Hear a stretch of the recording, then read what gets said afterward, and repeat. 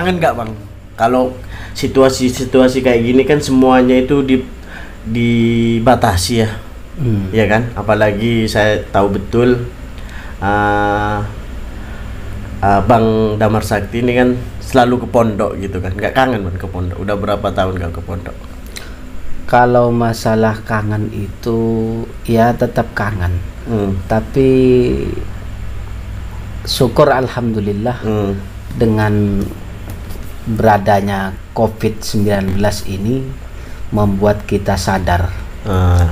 Jadi ada kalanya saatnya kita itu terjauh, terpisah dengan Tuan Guru ya. Jadi manfaatkan di musim sekarang itu jauh dari Tuan Guru. Jadi apa yang didapat selama bersama Tuan Guru itu dikerjakan. Intinya apa yang kemarin-kemarin sudah dikasih nasihat atau apa kita terapkan sekarang gitu kan. Bukan karena kita sekarang nggak bisa ketemu lantas kita itu tidak melaksanakan perintah atau nasihat guru, malahan kita harus lebih semangat lagi. Iya kan? Semangat lagi. Pada intinya kan ke situ. Sebenarnya mau nanya Bang, Bang Damar Sakti ini pernah mondok nggak? Maksudnya pernah di mondok di mana gitu kan? Soalnya begini ya, bukan gini. Karena Bang Damar ini kan selalu ada di para kiai-kiai. Tuh, oke, siapapun kalau sudah di Bali atau di Raas gitu kan, selalu ada gitu kan. Maksudnya sebenarnya kan mungkin teman-teman atau saudara-saudara atau Taretan Cawes dimanapun berada kan nanya-nanya, sebenarnya Bang Damar ini alumni mana gitu kan. Gimana bisa di gini biar teman-teman Taretan Cawes itu tahu lah. Jadi itu saya dulu punya cita-cita.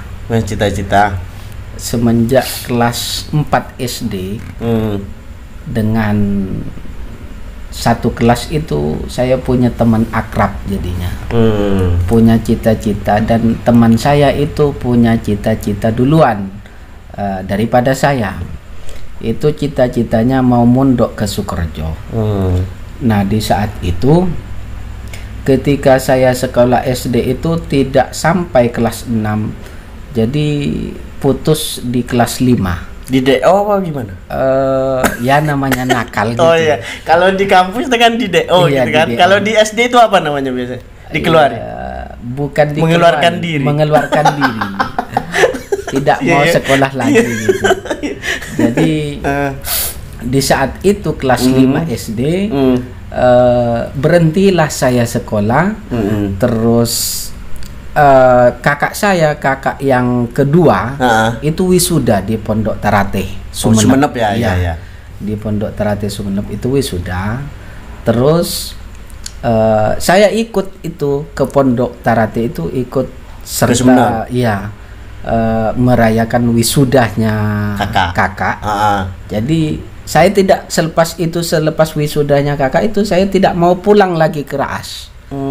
Saya minta mondok di situ. Kerasan namanya, suasana pondok itu ternyata indah gitu. Gitu. Jadi singkat cerita saya masih zaman tahun 99 kiranya. Itu zaman persamaan ya. Oh iya persamaannya paket atau kalau sekarang hitungannya paket C ya kan. Jadi saya ikut paket MI di situ. Jadi mondoklah saya di Terate. Terate. Nah, habis itu nyampe ke bulan puasa kan biasanya libur. Iya, libur. Biasanya libur. Lah pulanglah, jadi saya jadi santri aktif Terate. Belum nyampe 1 tahun itu. Hampir itu jadilah dikatakan saya santri. Di Raas itu ada santri bagian teman-teman. Sementara ini teman-teman ini sudah lulus di kelas 6. Ini teman-teman ini lulus, dan teman akrab saya itu ternyata cita-citanya tercapai mondok ke Sukorejo, sementara saya ada di Terate. Sama-sama mondok ya, tapi berpisah. Jadi bagaimana untuk saya mencapai ke Sukorejo? Jadinya saya lanjut di Terate itu berapa tahun? 1 tahun saja sebenarnya di Ternate itu. 1 karena tahun? Iya, selepas kakak itu wisuda di Ternate itu mengabdi 1 tahun di Ternate. Oh, bareng berarti sama kakaknya. Iya. Lalu ya dilanjutkan kuliah ke Gulu-Gulu. Saya kakak mau kuliah ke Gulu-Gulu, saya tidak mau di Ternate, ikut kakak ke Gulu-Gulu. Ke pondok Gulu-Gulu. Jadinya saya pindah lagi pondoknya. pondok. Oh iya. Jadinya di Ternate cukup 1 tahun. Jadinya pindah ke Ternate itu santri Gulu-Gulu baru pindahnya? ya. Ke Gulu-Gulu itu insya Allah kurang lebih tahun 2002 kayaknya. Ikut Opsabah, ikut orientasi calon santri baru ya. Oh iya. Iya, di Gulu-Gulu itu ya akhirnya mondok saya ikut paket lagi, ikut paket MTS di Gulu-Gulu. Ya di situ kakak sambil kuliah, saking saya nakalnya di pondok itu, ya nakal ya, ceritanya nakal itu panjang. Iya. Jadinya intinya nakal lah pokoknya. Jadi nyampe 1 tahun saja di Gulu-Gulu 1 tahun juga. 1 tahun. Nah di situ pulang lagi ke Raas, jadi pengangguran di Raas. 1 tahun berarti. 1 tahun. Singkat cerita, itu 1 tahun di Raas itu ada seorang paman. Daripada itu saya nakal di Raas jadi preman gitu, preman Raas. Preman kampung lah. Nah, preman kampung. Jadi itu saya diajaklah ke Bali lagi. Memang saya kelahiran Bali. Memang lahir di Bali. Lahir di Bali memang. Memang lahir di Bali, di Jimbaran dulu. Jadi ikutlah itu tahun 2003 insya Allah. Tahun 2003 itu ikutlah paman kerja kerajinan ya. Kerang-kerang itu. Kerajinan di Kedonganan. Singkat cerita itu sampai tahun 2007. Nah, lumayan ya? Ya. Jadi 2007 itu saya pulang lagi ke Raas. Jadi saya punya pengalaman kerja di Raas itu ABK kapal. ABK kapal dari Raas ke Ketupat. Iya, ke Jawa. Oh, tapi yang Ketupat ya? Karena di Raas kita kan ada 2 ya, teman-teman. Ada di 2 ya? Ya. Tapi Karupo ada ya? Ada dulu. Tapi yang paling sekarang masih aktif antara Ketupat sama Pangkung, Brakas ya. Brakas. Jadi ABK yang kapal yang dari Ketupat ke Jangkar ya. Singkat cerita itu pada tahun 2012 saya melihat Amafirlah Kefawaid acara Al-Badar ke Bali. Oh, Al-Badar. 2011 kok, bukan 2012, bukan 2012. Jadinya 2011 itu. 11 lah. Iya. Karena almarhum kayaknya wafat itu 2012. Iya. Sebelum beliau wafat ya. Al-Badar itu. Ke Bali. Al-Badar terakhir itu syuting terakhir di syuting Bali. Terakhir Di GWK kalau nggak salah. Di situ saya melihat pengawal-pengawalnya kok pelopornya ya. Iya, pelopornya kok semua. Masa orang seperti saya tidak bisa jadi pengawal kiai? Orang yang pengawalnya itu orang rambut panjang. Jadi saya punya firasat kecil hati jadi di situ. Hati kecil itu berbicara, ingin menjadi palopornya pengasuh pondok pesantren Salafiyah Syafi'iyah di situ. Akhirnya di situ nyampe tahun 2012 Amafirlah Kefawaid itu wafat. 12 ya? Iya, 2012. Tapi itu Bang Damar udah sempet jadi gini? Tidak pernah sowan saya ke. Berarti sampai almarhum, berarti belum niatnya itu tercapai untuk belum jadi. Tercapai. Waktu saya itu kembali ke waktu saya jadi ABK kapal. Waktu saya jadi ABK kapal itu sering ngirim paket-paket ke pondok. Iya. Jadi di situ saya sering masuk ke pondok ngantar paketan, bahkan ke Putri ini, ke Pondok Putri saya sering masuk ngantar paketan waktu itu. Jadinya kenapa saya itu punya niatan nyampe ke Bali itu jadi pengawalnya pengasuh Pondok Pesantren Salafiyah Syafi'iyah, karena di situ saya sudah agak sedikit mengenal di Pondok Pesantren sana. Nggak asing lagi karena sering ke pondok lah, suasana pondok udah nggak asing gitu kan. Dan banyak kakak dan teman-teman saudara saya itu di pondok Sukorejo, di Sukorejo. Nah di situ setelah wafat almarhumah Kefawaid, jadi saya masih nakal-nakalnya di situ ya. Masih nakal-nakalnya di situ. Di Bali. Di Bali. Masih nakal ya, sebagaimana anak muda lah. Ya, nakalnya ya. Normal lah ya. Nggak terlalu tinggi tapi. Pada tahun berapa itu kira-kira pengasuh Kiai Zaim itu menjadi pengasuh di pondok itu? Kira-kira tahun 2013 13 14 lah. Iya. Kurang lupa kayaknya. Ya sekitaran gitulah tahun itu ya. Dan di situ ada salah satu teman saya itu mengajak saya. Jadinya dia kan bilang kalau memanggil saya Ho itunya. Ho dia kan artinya saudara. Nah, ya. Ho, kamu ndak ikut askar Ho? Askar itu apa? Dia menjelaskan askar itu ngabdi, itu mengabdi ke pengasuh ke pondok lah, ke pondok pesantren, ke Ahlul Bait Pondok Pesantren Salafiyah Syafi'iyah Sukorejo. Akhirnya di situ saya langsung mengiyakan langsung. Tidak tahu kenapa saya langsung mengiyakan, karena salah satu teman saya itu mempunyai baju apa itu berlogo Askar Hafaz jadinya. Saya tertarik. Jadilah saya itu ikut ke Pondok Sukorejo kira-kira tahun 2014 ya. Jadi melihat bagaimana cara untuk mengabdi, terus diikutin sampai tahun 2015 di baiat saya tahun 2016 oleh pengasuh. Iya, oleh pengasuh. Saya masih ikut-ikutan mulai tahun 2014 ya. 16-nya udah di baiat. Di baiat. Jadilah saya resmi jadi Askar Hafaz, jadi pengawalnya resmi lah ya. Pengawalnya resmi. Saya masih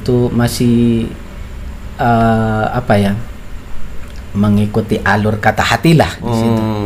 Mengikuti kata alur. Nah, ada dauh yang masih melekat di hati saya itu. Kalau ada dauh dari Tuan Guru itu, kalau mau merubah diri jangan langsung berubah. Merubahnya itu secara pelan-pelan. Karena kalau langsung berubah takut tidak mampu kepada ujiannya. Jadinya saya memang pelan-pelan. Biarlah saya, karena ingin saya memperbaiki diri, menikmati proses jadinya. Tahun 2016 itu di baiat, saya pulang ke Bali. Jadinya itu kerja sampai bulan puasa. Pulanglah ke Raas saya. Bulan puasa itu sebagaimana mudik ya di bulan puasa itu. Setelah itu singkat cerita mudik hari raya di Raas itu saya balik lagi ke Bali. Saya punya peristiwa yang sangat luar biasa. Karena apa ya luar biasa untuk saya di situ diuji. Saya sudah mengabdi ke pondok, mengabdi. Karena saya itu masih bekerja yang tidak baik. Yang disebut tidak baik bukan tidak baik seperti minuman, seperti kalau zaman turis dulu itu apa ya, mushroom ya. Oh, jualan gini ya? Ya, saya masih jualan dulu. Ya enggak apa-apa kan, namanya juga diskusi dan cerita, enggak apa-apa. Ini memang pengalaman saya pribadi memang itu bukan jadi bukan saya termasuk umbarkan, tidak. Jadi disitulah terjadinya saya kokoh di pengabdian ini. Jadi di situ saya masih belum berhenti. Waktu itu masih genting-gentingnya di situ dicantumkan sebagai narkoba. Oh iya, sempat saya dengar itu waktu itu perubahan ya, dari yang dulunya itu mushroom itu masih diperjualbelikan kan? Tiap mana itu jualan kan dulu. Masih saya ingat tuh. Berarti sampai ke proses mushroom itu dilarang. Saya masih di situ. Akhirnya saya ditangkap. Ditangkap polisi, di sel di Kerobokan, lapas di Polsek Kutain. Jadinya di sel, jadinya masalah peristiwa itu pada di sel itu di malam ke-9 ya. Di selan. Malam ke-10 saya alhamdulillah bebas. Berarti cuma 10 hari? Iya, 10 hari. Berarti kalau cuma 10 hari itu ngapain aja? Tapi saya itu benar-benar prosesnya panjang shock ya? Itu ya. Shock ya? Iya. Jadinya itu ya saya menyesal, akan berhenti, akan terus memperbaiki diri. Banyak penyesalan di situ, di selan. Pada malam ke-9 itu saya tertunduk di sini. Tertunduk di selan itu, tapi kurang lebihnya entah saya tidur atau tidak, yang pasti tidak sadar. Di situ alhamdulillah saya dirauhi Amatullah Kefawaid. Pas di selan. Iya, di selan. Saya yakin bahwa saya bisa bebas. Semua anak-anak pengabdi sudah shock ya mendengar saya itu ada ditangkap di penjara, yang mau jadinya saya punya keyakinan saya akan bebas di situ. Alhamdulillah itu saya bebas, akhirnya betul-betul mengabdi kepada pondok. Apa yang didauhkan saya kerjakan terus. Jadinya lebih-lebih Tuan Guru itu mewasiatkan itu terus berdakwah kepada khususnya saya pribadi, itu jangan berguru kepada satu guru gitu.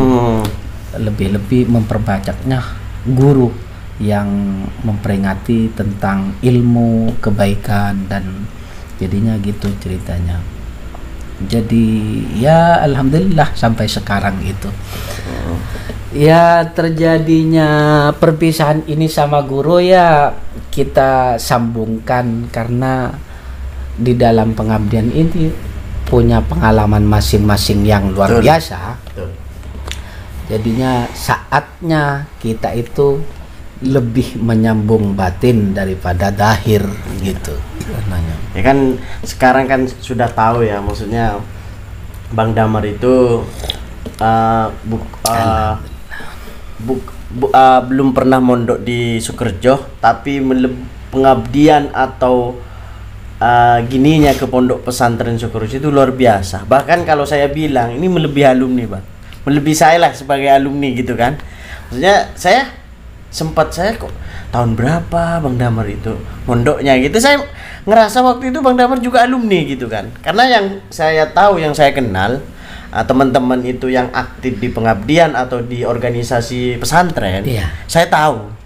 Maksudnya kalangan saya tahu gitu kan, maksudnya kecuali yang senior gitu kan. Jadi sempat waktu itu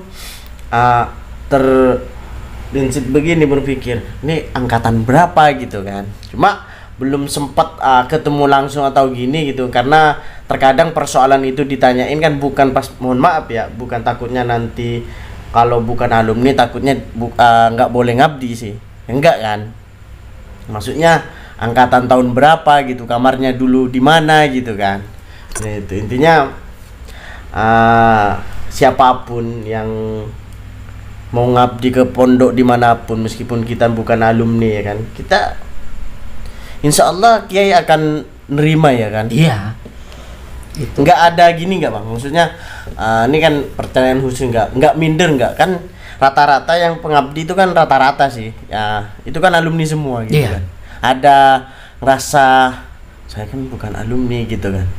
Oh enggak, karena asiknya luar biasa yang saya rasakan itu dari perubahan saya diri sendiri.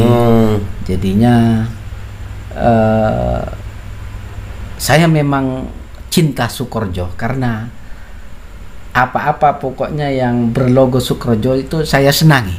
Seperti baju, seperti apa yang ada logonya Sukorejo itu saya senangi. Jadinya saya banyak mempunyai seragam. Bahkan saya demi ingin mendapatkan seragam itu di dalam pengabdian itu masuk ke bidang-bidangnya apa. Bahkan di saya kan sudah ada di Askar Hapas. Terasa kurang pengabdiannya itu di dalam pondok. Jadi saya ada di anggota DPR pusat ya, bukan DPR tapi dapur pusat ya. Dapur pusat P2S2 maksudnya. Jadi bahkan saya ingin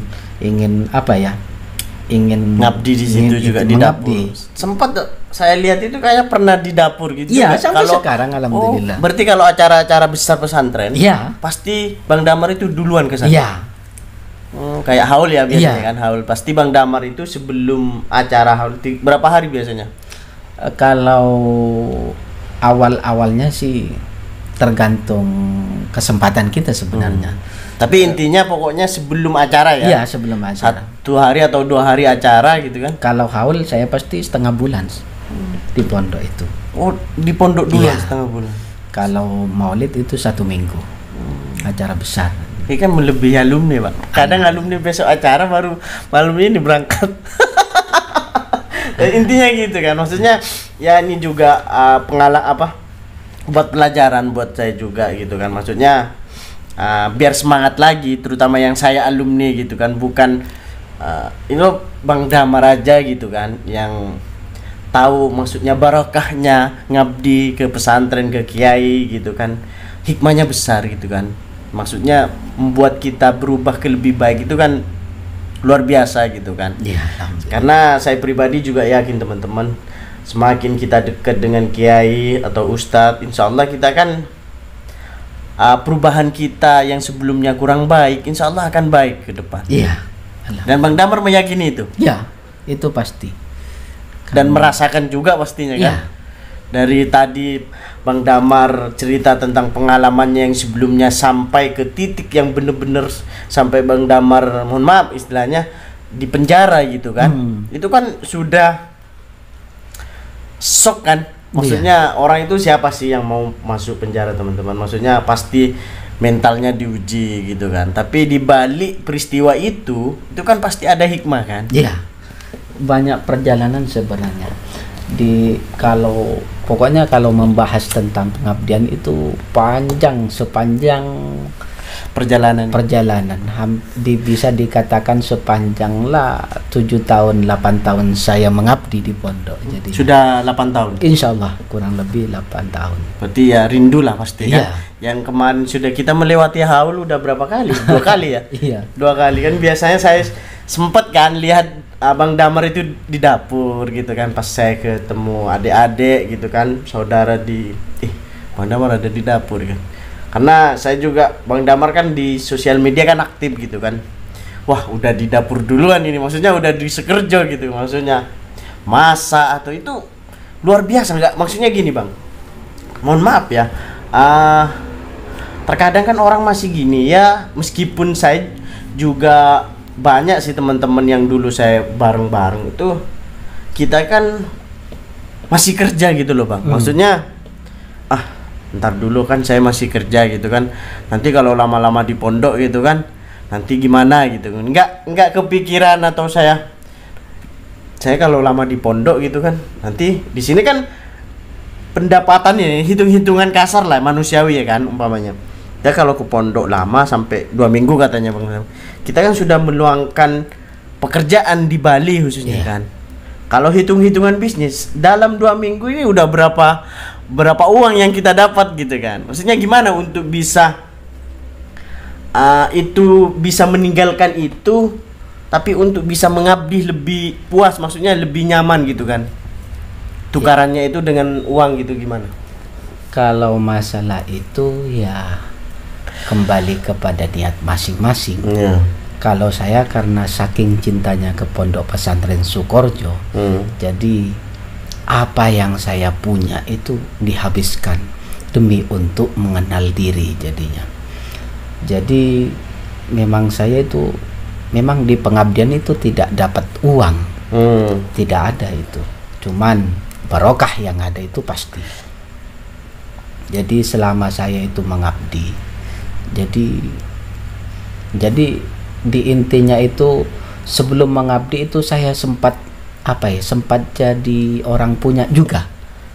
Ya, adalah bukan punya. Jadi adalah di proses saya pengabdian itu saya memang habiskan semuanya. Itu keadaan memang saya habiskan untuk terus ke pondok, punya uang sedikit, tidak punya uang, saya tetap ke pondok gitu. Kalau apalagi acara-acara besar ya, jadi saya membuka ya cerita barokah yang nyata. Pas acara haul itu tinggal berapa hari di waktu itu, kira-kira tinggal 1 minggu atau tinggal 5 hari lah gitu. Jadi saya tidak punya uang untuk mau ke pondok. Lah nyampe ke hari H, sementara itu di grup diumumkan itu anak-anak yang mengabdi itu untuk khususnya di dapur, jadi harus datang sebelumnya. Berapa hari biasanya dari panggilan dapur lah, biasanya berapa hari sebelum mungkin? 2 hari. 2 hari itu sudah ada di sana ya, karena untuk mempersiapkan ya. Iya. Jadi kan bertingkat-tingkat, ada haul tetangga, ada haul santri, haul para guru, kan banyak itu. Jadinya setengah bulan jadinya. Kalau saya ya nyampe di hari H itu alhamdulillah. Itu entah uang dari mana ya, mungkin rezeki dari Allah langsung ada. Oh ini cukup untuk ke pondok, ya berangkat saya ke pondok jadinya. Terus pokoknya ketika saya di pondok itu kebahagiaan yang saya rasakan, ketenangan yang saya rasakan ketika di pondok itu. Saya memang pecinta pondok ya, pecinta Pondok Sukorejo itu memang luar biasa.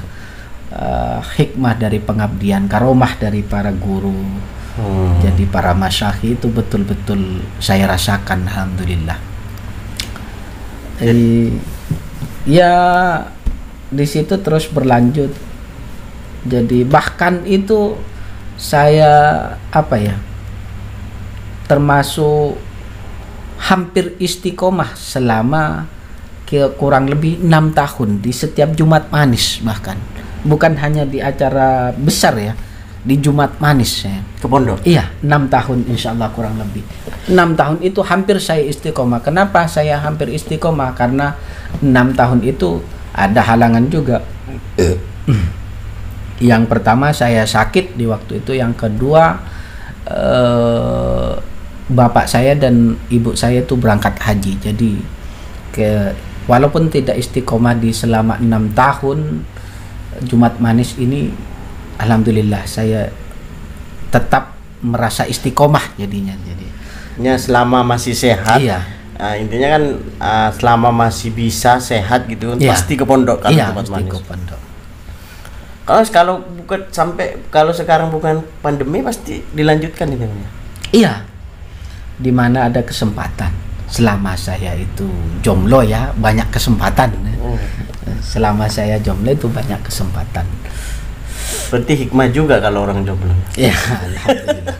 Jadi manfaatkan kejombloan seperti saya itu sekarang, manfaatkan. Jadi disitulah saya ketemu titik apa tujuan hidupku itu di dalam pengabdian itu, dibilang ketemu ya sering kali saya itu berpikir apa tujuan saya hidup gitu. Padahal sudah jelas, inna salati wa nasuki wa mahyaya wa mamati lillahi rabbil alamin ya. Inna salati wa nasuki wa mahyaya wa mamati lillahi rabbil alamin. Jadi sesungguhnya hidupku dan seluruh apa ya, termasuk aktivitas itu untuk Allah semuanya saya ketemukan di dalam pengabdian itu. Ya mudah-mudahan nanti habis pandemi ya kita bisa istiqomah lagi ke Jumat Manis. Dan kita bisa juga silaturahim ke pondok pesantren, karena jujur alumni-alumni sekarang sudah sangat rindu, bahkan ya paling ke guru-guru kita, ke Asta gitu kan. Untuk saya sempat kemarin ke Jawa, mau ke pondok, mau ke Asta itu masih ditutup. Katanya teman-teman di sana yang ngaji di sini aja bang, sama aja gitu kan.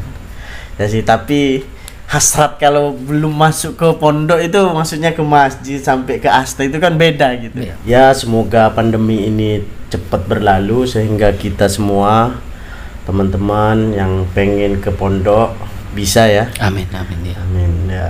Terima kasih Bang Damar sudah mampir ke vlog Cawes. Semoga apa yang diceritakan, bahkan ya cerita pengalaman tentang pengabdian ini membuat saya pribadi khususnya ya bisa lebih semangat lagi. Maksudnya ngabdinya di Iksas, dimanapun, di istilahnya di organisasi pesantren lah ya kan. Untuk teman-teman, terima kasih sudah selalu mengikuti di vlog Cawes. Mungkin ada perkataan yang kurang baik, mohon maaf. Kita see you next time di bintang tamu selanjutnya. Terima kasih. Wassalamualaikum warahmatullahi wabarakatuh.